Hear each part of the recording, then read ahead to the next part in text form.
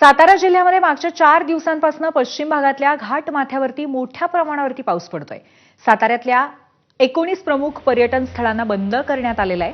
त्याचबरोबर सातारा आणि रायगड जिल्हा प्रशासनाच्या वतीने महाबळेश्वर ते पोलादपूर जोडणारा आंबेनळी घाट सुद्धा संध्याकाळी 7 वाजल्यापासून सकाळी 7 वाजेपर्यंत बंद ठेवण्याचा निर्णय घेण्यात आलाय।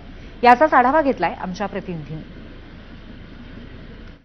सातारा जिल्ह्यात मागील 4 दिवसांपासून मुसळधार पावसाची बॅटिंग सुरू असताना आपल्याला पाहायला मिळते।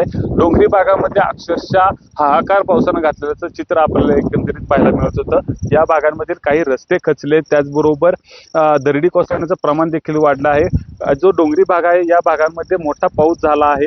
महाबळेश्वर असेल, पाचगणी असेल, त्याचबरोबर तापव परिसर असेल, या भागांमध्ये मोठ्या पावसानं झोडपल्याचं चित्र आपल्याला पाहायला मिळत आहे।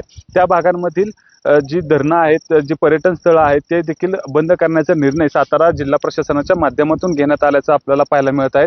19 जून ते 20 ऑगस्ट पर्यंत जे 19 पर्यटन स्थळं सातारा जिल्ह्यातील जी प्रसिद्ध आहेत ते बंद करण्यात आलं आहे। त्यामध्ये महाबळेश्वर, पाचगणीचा देखील समावेश करण्यात आला आहे। त्याचबरोबर कास असेल, बामणोली असेल, तुमचा वजराई धबधबा असेल, एकयू धबधबा असेल, ठोसेघरचा धबधबा असेल, हे जे प्रमुख आकर्षण महाराष्ट्रातील पर्यटकांना असतं पावसाळ्यामध्ये, ते पर्यटन स्थळं बंद करण्यामुळे पर्यटकांची नाराजी देखील व्यक्त होताना आपल्याला पाहायला मिळत आहे। पर्यटकांनी या ठिकाणी जाऊ नये असं आव्हान देखील करण्यात आल्याचं देखील आपल्याला पाहायला मिळते। जर तुम्ही तिथे गेला तर तुमच्यावर कायदेशीर कारवाई करण्यात येईल असं देखील प्रशासनाच्या माध्यमातून सांगण्यात आल्याचं आपल्याला पाहायला मिळत आहे।